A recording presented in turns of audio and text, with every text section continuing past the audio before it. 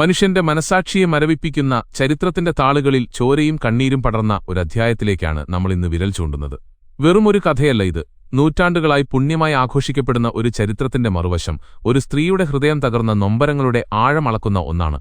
ഒരു നാട് മുഴുവൻ അഗാധമായ നിദ്രയിലാണ്ടിരുന്ന ഒരു പുലർച്ചെ ആ പ്രദേശത്തിന്റെ സമാധാനം തല്ലിത്തകർത്ത് തരിപ്പണമാക്കി അവിടുത്തെ സമ്പത്തും സ്ത്രീകളെയും തടവുകാരാക്കി പിടിച്ചുകൊണ്ടുപോയ ഖൈബർ യുദ്ധം. നമ്മൾ പലപ്പോഴും കേട്ട് ശീലിച്ച ചരിത്രങ്ങൾക്കപ്പുറം അഹ്ലുസുന്നത്തി വൽ ജമാഅത്തിന്റെ പ്രമുഖ ഗ്രന്ഥങ്ങളും ഈജിപ്ഷ്യൻ പണ്ഡിതനായ ഡോക്ടർ മുഹമ്മദ് ഹുസൈൻ ഹൈക്കലിന്റെ പ്രശസ്തമായ മുഹമ്മദ് എന്ന ഗ്രന്ഥവും സാക്ഷ്യപ്പെടുത്തുന്ന ചില കടുത്ത യാഥാർത്ഥ്യങ്ങളിലേക്ക് നിഷ്പക്ഷമായി കണ്ണോടിക്കാൻ നിങ്ങൾ തയ്യാറാണോ? എങ്കിൽ ഹൃദയത്തിൽ തൊട്ട് ചിന്തിക്കാൻ പ്രേരിപ്പിക്കുന്ന ഈ വലിയ സത്യത്തിലേക്ക് നമുക്കൊന്നിച്ച് സഞ്ചരിക്കാം. പ്രവാചകൻ ദരിദ്രനായി ജീവിച്ചു, പട്ടിണി കിടന്നു മരിച്ചു എന്ന് വിശ്വസിക്കുന്ന പലരുടെയും കണ്ണു തുറപ്പിക്കുന്നതായിരുന്നു മുഹമ്മദിന്റെ സാമ്പത്തിക സ്രോതസ്സുകൾ. എന്നാൽ ഈ കുന്നുകൂടിയ സമ്പത്തിനൊപ്പം യുദ്ധം മുതലായി പിടിച്ചെടുക്കപ്പെട്ട ഒരു സ്ത്രീയുടെ കഥയാണ് ഇതിനേക്കാൾ ഭീകരമായി ചരിത്രത്തിൽ രേഖപ്പെടുത്തിയിരിക്കുന്നത്. ബനു നളീർ ഗോത്രത്തലവനായ ഹുയൈ ഇബ്ൻ അഖ്തബിന്റെ മകളും അവിടുത്തെ പ്രമുഖ ബിസിനസ്സുകാരനും പ്രമാണിയുമായിരുന്ന കിനാന ബിൻ റബീഇന്റെ പത്നിയുമായിരുന്ന സഫിയ ബീവിയുടെ കഥയാണത്. ഭർത്താവിനൊപ്പം സന്തുഷ്ടമായ ഒരു കുടുംബജീവിതം നയിച്ചിരുന്ന, ഭൗതികമായി ഉയർന്ന നിലയിലായിരുന്ന ഒരു സ്ത്രീയുടെ ജീവിതം ഒരൊറ്റ രാത്രി കൊണ്ട് എങ്ങനെ തകിടം മറിഞ്ഞുവെന്ന് നമുക്ക് നോക്കാം. ഈ ചരിത്രം പരിശോധിക്കുമ്പോൾ നമ്മൾ ഒരു നിമിഷം നമ്മുടെ സ്വന്തം കുടുംബത്തെക്കുറിച്ച് ചിന്തിക്കണം. നമ്മുടെ ഉമ്മയോ ഭാര്യയോ സഹോദരിയോ അടങ്ങുന്ന ഒരു സന്തുഷ്ട കുടുംബത്തിലേക്ക് അർദ്ധരാത്രിയിൽ ഏതെങ്കിലും മതഭ്രാന്തു ബാധിച്ച കാബാലികന്മാർ ആയുധങ്ങളുമായി അതിക്രമിച്ചു കയറി നിങ്ങളെ അരുങ്കൊല ചെയ്ത് സ്ത്രീകളെ അടിമകളാക്കി വലിച്ചിഴച്ചു കൊണ്ടുപോയാൽ നിങ്ങളതെങ്ങനെ സഹിക്കും? ഈ ക്രൂരതയുടെ ആഴം മനസ്സിലാകണമെങ്കിൽ അത് സ്വന്തം ജീവിതവുമായി താരതമ്യം ചെയ്തു നോക്കണം. എന്നിട്ടാണ് പറയുന്നത് ഇതെല്ലാം പ്രപഞ്ചസൃഷ്ടാവിന്റെ പ്രത്യേക കൽപ്പന പ്രകാരം നടന്നതാണെന്ന്. വിശ്വസിക്കണമെങ്കിൽ മനുഷ്യൻ തന്റെ വിവേകബുദ്ധി എത്രത്തോളം പണയം വെക്കേണ്ടിവരും? സ്നേഹത്തിന്റെയും കാരുണ്യത്തിന്റെയും ലാഞ്ചന പോലുമില്ലാത്ത, കണ്ണീരിന്റെയും അധികാരമോഹത്തിന്റെയും മുകളിൽ കെട്ടിപ്പടുത്ത ഇത്തരം സംഭവങ്ങളെ എങ്ങനെയാണ് നമുക്ക് ന്യായീകരിക്കാൻ കഴിയുക? ആ ചരിത്രഗ്രന്ഥങ്ങളിൽ വിവരിക്കുന്ന ഒരു രംഗമുണ്ട്. കിനാന ബിൻ റബീഇന്റെ പക്കൽ ബനു നളീർ ഗോത്രത്തിന്റെ വലിയൊരു നിധിശേഖരമുണ്ടെന്ന് മുസ്ലിങ്ങൾക്കറിയാമായിരുന്നു. അവിടെയെത്തിയ പ്രവാചകനും അനുചരന്മാരും കിനാനയോട് ചോദിക്കുന്നത്, നീ ഇസ്ലാം സ്വീകരിക്കൂ, ഈ പ്രപഞ്ചത്തിന് ഒരു സൃഷ്ടാവുണ്ട് എന്ന തൗഹീദിന്റെ സന്ദേശമല്ല, മറിച്ച് നിന്റെ പക്കലുള്ള ആ നിധിശേഖരം എവിടെയാണ് എന്നാണ്. ദൈവത്തിന്റെ പ്രവാചകനെന്ന് വിശേഷിപ്പിക്കപ്പെടുന്ന ഒരാൾ മറ്റൊരു ഗോത്രത്തിന്റെ സമ്പത്ത് തട്ടിയെടുക്കാൻ വേണ്ടി ഇങ്ങനെ അന്വേഷണം നടത്തുന്നത് ഏതുതരം ആത്മീയതയാണ് പഠിപ്പിക്കുന്നത്? ഇങ്ങനെയുള്ള ഒരാളെ സാധാരണ മനുഷ്യർ എന്ത് പേരിട്ടാണ് വിളിക്കുക? സമ്പത്ത് എവിടെയെന്നറിയില്ലെന്ന് കിനാന ആണയിട്ട് പറഞ്ഞപ്പോൾ പ്രവാചകൻ നൽകിയ മുന്നറിയിപ്പ് ഭീകരമായിരുന്നു. നിന്റെ അടുക്കൽ നിന്ന് അത് കണ്ടെത്തുകയാണെങ്കിൽ ഞാൻ നിന്നെ വധിക്കും.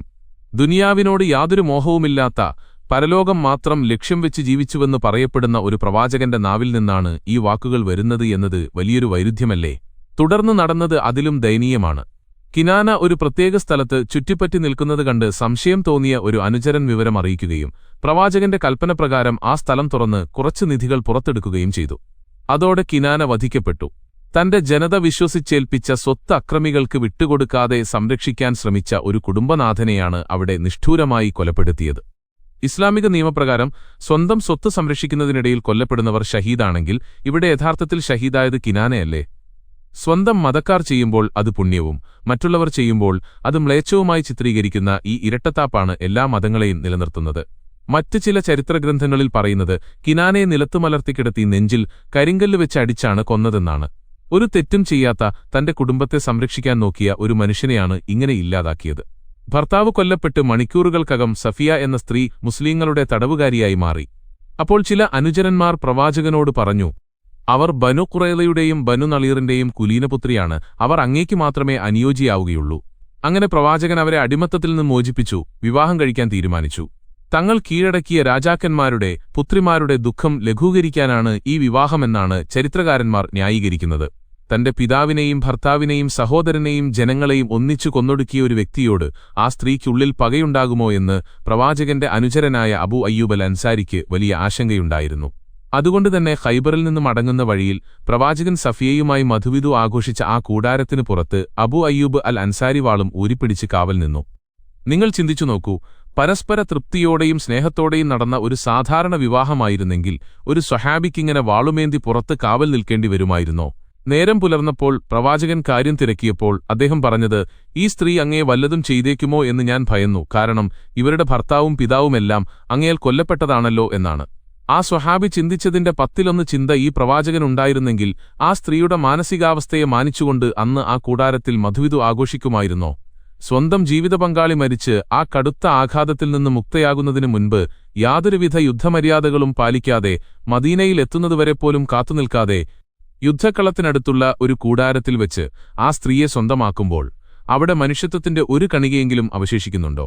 സ്വഹീഹ് മുസ്ലിമിലെ 1653 ഹദീത്ത് പരിശോധിച്ചാൽ ഈ സംഭവത്തിന്റെ മറ്റൊരു വശം കൂടി നമുക്ക് കാണാം. അനസ് നിവേദനം ചെയ്യുന്ന ആ ഹദീസിൽ ഖൈബർ നിവാസികൾ രാവിലെ തങ്ങളുടെ പണിയായുധങ്ങളുമായി പുറത്തേക്കിറങ്ങുമ്പോൾ അപ്രതീക്ഷിതമായാണ് മുസ്ലിം സൈന്യം ആക്രമിക്കുന്നത്. മുഹമ്മദും സൈന്യവും ഇതാ വന്നിരിക്കുന്നു, ഞങ്ങളൊരു മുറ്റത്ത് വന്നിറങ്ങിയാൽ ആ ജനതയുടെ പ്രഭാതം വളരെ മോശമായിരിക്കും എന്നാണ് പ്രവാചകൻ പ്രഖ്യാപിക്കുന്നത്. അവിടെ വെച്ച് തടവുകാരെ വീതം വെച്ചപ്പോൾ ആദ്യം ദിഹ്യത്ത് എന്ന സ്വഹാബിക്കാണ് സൗന്ദര്യവതിയായ സഫിയയെ ഓഹരിയായി കിട്ടുന്നത്. എന്നാൽ പ്രവാചകൻ ആ സ്ത്രീയെ ദിഹ്യത്തിൽ നിന്ന് വാങ്ങാൻ വേണ്ടി പകരം 7 അടിമകളെയാണ് അങ്ങോട്ട് കൊടുത്തത്. ഒരു സ്ത്രീയെ വെറുമൊരു വസ്തുവായി കച്ചവടച്ചരക്കായി കണ്ട് എണ്ണത്തിനു പകരം എണ്ണം വെച്ച് കൈമാറ്റം ചെയ്യുന്ന മനസ്സിനെയാണോ നമ്മൾ ഉദാത്തമായ മാതൃകയായി കാണേണ്ടത്? ഈ വീഡിയോ കാണുന്ന പ്രിയപ്പെട്ട സുഹൃത്തുക്കളെ, നിങ്ങളോട് എനിക്ക് പറയാനുള്ളത് ഇത്രമാത്രമാണ്.